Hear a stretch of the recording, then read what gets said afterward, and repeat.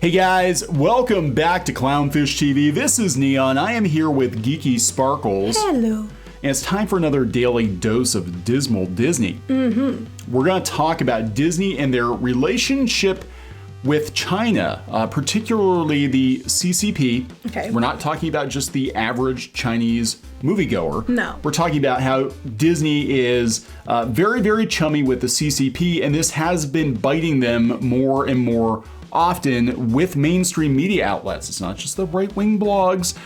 Which I think is funny because we were calling this shit out before. I guess maybe there's nothing in it for them like there used to be. And now they're just like, joining the club, and it's like, we've been calling this out. We've been calling out Disney. But now apparently it's fashionable. So those of you who hate on us for calling out Disney, anyway. That's kissy face, just so you. What did they think it was? I don't know. They might their mind might wander. That is the suck a peach face. Let's suck a peach. So we're going to talk about that. This is actually coming from Bounding Into Comics. They did a nice roundup of media outlets that are throwing shade at Disney for getting a little too chummy with the Chinese government. Well, also we know that Iger was behind a lot of it. Yep. And Iger wants himself a nice little ambassadorship, most likely in China. Yeah, so we can talk about that too. Before we get into it any further, please subscribe for more pop culture news, views, and rants, guys. We're over 190,000 subs. Thank you for the support. We do talk about Disney quite a bit because we've worked in and around the company for, in different capacities for quite a while. We're liars. And look, there is some growing concern within people working at Disney even about how chummy Disney is getting with the CCP.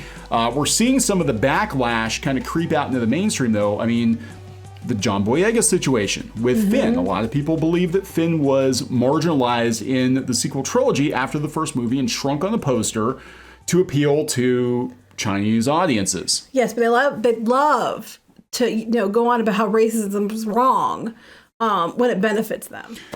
We saw Mulan. They gave them a high five for some of their filming locations, including one of the locations being near a re-education camp. And that, again, was a big mainstream media blowout. And it did, I believe, affect the box office and streaming performance of Mulan. A lot of people are like, we're not going to watch it. Then the kicker is Mulan bombed in China. And we're going to talk about that. They pandered to them. They changed the movie. Took scenes out to appease this committee that had looked at it, advisory panel, and they changed things to make sure they kept it culturally what they wanted. And then they didn't even go see the movie. Yeah, and I think we're going to see more of this. And they talk about Shang-Chi and some of the other movies coming out, and they're trying very, very hard to win Chinese audiences. But what's going on in China, it seems like they're just making their own movies now. It seems like they're Yes, they do. And they do way better over there. Now, it could be potentially that the government's like, well, we're going to push our own homebrew movies over the Disney stuff, or it could just be that Disney's not in tune, I guess, with the Chinese movie going on. Well, I do know that back when the theaters were closed and they weren't the studios were waiting till the American theaters opened up to put films out, a lot of countries overseas were upset because their box office is very dependent on American films. And they were reopened even though we were not. So they were not getting the films because the studios didn't want to send it there any more than 3 weeks ahead of opening here because of piracy and all that crap. So China and other countries are very upset about that. So they doubled down. Now, China has always made their own movies. That's something, I watch their shows all the time. But a lot of these countries ramped up and put a lot more money into production, domestic production, because the American box office, wasn't, helping them. No. So they made their own. They made their own. And they've tried very hard to get Star Wars to stick over there. And it just doesn't. My own personal, and I understand there are a lot of butts and a lot of seats over there, but my own personal philosophy would be like, you make the movies you want to make for your audience over here, and if China likes it and they approve it, that's gravy. But Disney is chasing it's not just Disney. No, a lot of Hollywood is chasing a market that eventually I think they're going to find themselves locked out of. I think if China could just make all of their own movies and just wash their hands of Hollywood and keep all the money and all the control, they absolutely would do it. So this is coming from Bounding in the Comics. They said that Hollywood media is turning on Disney exposing their Chinese agenda. So yeah, this is coming from the Hollywood Reporter, which is one of the industry rags. I know. I just think it's funny because we take so much shit for calling Disney out, and a lot of these other blogs would, be some of the ones calling, shit on us because how dare you not kiss Disney's ass, and now they're turning on them. But it's okay when they do it. They're not haters and get called names. But when we do it, Yeah, so the director of Nomadland, which award-winning movie Nomadland, I haven't seen it. I keep seeing it pop up in my recommended. I really don't know that much about it.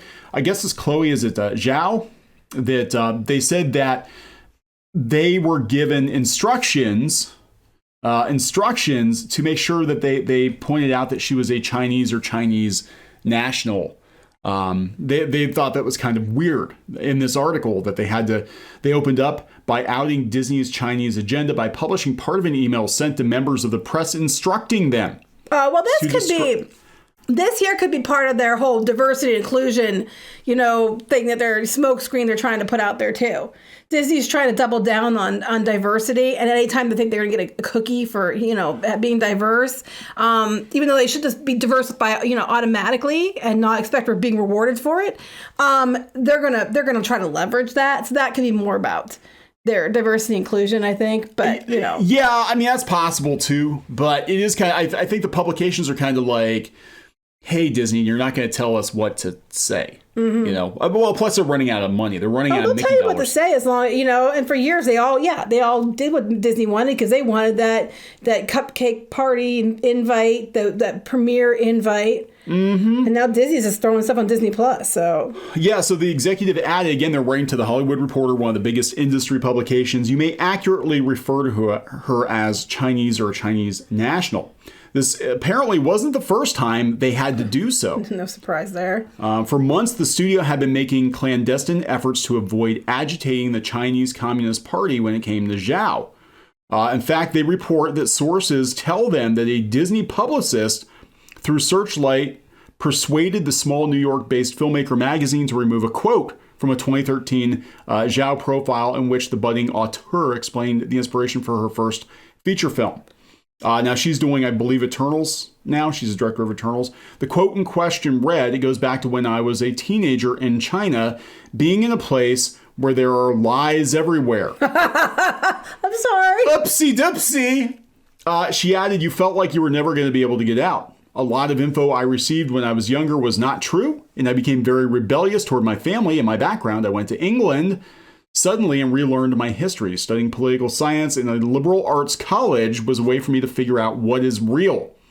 Arm yourself with information and then challenge that. Well, I agree, arm yourself with information, but arm yourself with accurate information, because it seems more and more that there is such, a push to change history, for political bias. Go find out the truth and study the truth. They're rewriting history. Woohoo. Yeah. I don't know. That didn't even. I get that, though. I get that reference. Yeah, so the quote led to immense backlash among the Chinese social media users, so much that the Chinese Communist Party, again, when we're talking about this, I want to be very clear because I want people to accuse us of being anti-Asian or anything like that. We're talking about the Chinese government. We're not talking about the Chinese people. There's a difference. This has nothing to do with a person's race and everything to do with some, in our opinion, very questionable decisions by the Chinese government. Or by Disney to try to pander. Right. Yeah. The CCP banned the Oscars due to Zhao's comments. Not only did they ban the Oscars, well, you're not missing much. No, you really aren't. They also scrubbed her victory from Chinese social media websites and the Chinese-controlled internet. Well, that sounds familiar. We're not quite there yet, but we're heading for it. Anyway. We're getting there. We are. That's why I feel like I have to clarify comments now, because people can take a snippet of something you say. Well, even if you clarify, it doesn't matter. It doesn't matter. It doesn't matter. It's gonna be like the Running Man. They're just gonna fabricate video evidence of stuff and say you're horrible. Now you need to go on this game show and die. The Wall Street Journal reported 2 state media reporters told the Wall Street Journal that they had received orders from China's propaganda ministry not to report on Ms. Zhao's victory despite what they had described as her status as a Chinese national because of previous public opinion. So make sure you say she's a Chinese national, but we're not going to mention that she's she won. I'm like, I don't understand. This is like, we're going to blacklist her, but make sure you mention she's Chinese. But it's hometown pride. I don't know. Okay. It's not the Oscars where she's facing backlash. There's a report from Variety that Zhao's upcoming Eternals movie may get banned from China after the movie was left off of a CCTV6 China movie channel listing of the upcoming Marvel. Yeah, I knew about that, and Shang-Chi too. We're not listed. So this is not gonna go well. Variety said the omission might seem small, but its significance lies in its provenance. The channel is under the jurisdiction of China's powerful propaganda department, which has the final word on films. We know that this is why a lot of movies don't get played in China, and some things have been changed. It's so weird because you had Kevin Feige come out recently and say that he regretted casting Tilda Swinton as the Ancient One, which is really shitty if you're Tilda Swinton, isn't it? Mm-hmm. Like, you're sitting there, you're on the internet or whatever on your phone, and you're like, Kevin Feige regrets hiring you. That's because then women were what was supposed to be, you're supposed to promote. Now it's, people of color and be it black people or Asian people. You can get mad at me all you want, but that's currently the new push out of Disney. So it just changes, and next year it might be something completely different.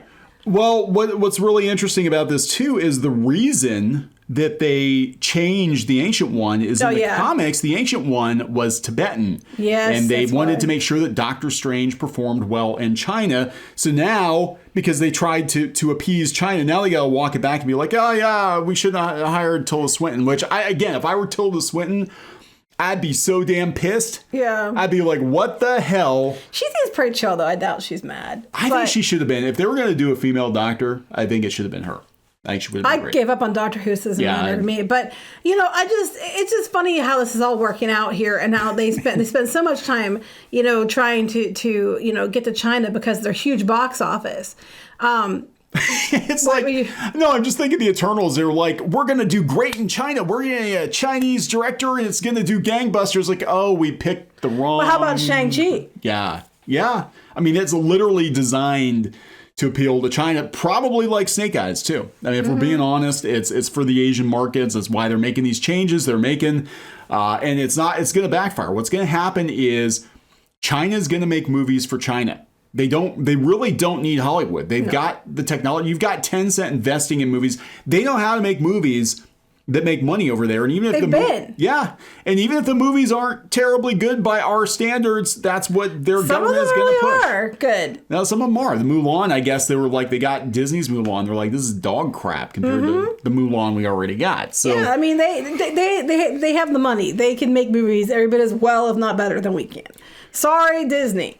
Yeah, so they're talking about the massive amounts of money that they make in China off of Marvel movies. And yeah, it's not good if they ban the Eternals and Shang-Chi because those are the next two movies coming out. Right, then Disney will have to actually depend on the American market that they keep shafting all the time. Yeah, they said that the Hollywood Reporter claims Disney never weighed in on the Hong Kong situation. If it had, precedent dictates that the lights inside the Magic Kingdom at its vastly larger and more lucrative Shanghai resort would have gone dark instantly. And there actually are government officials looking into Disney's very chummy relationship with the CCP over there in the theme parks. Like, they're like, you basically have the CCP running the theme park.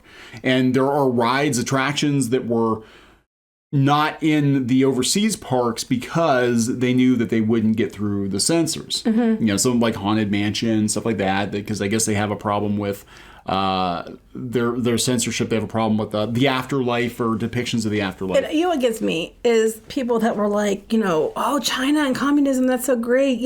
We saw this last couple of years. This is what happens, and we're already starting to see it. So China, remember this. China shut down all broadcasting of NBA games for a year after one general manager, one dude, expressly supported support for Hong Kong. And this kind of happened with esports too. We had people getting banned for supporting Hong Kong.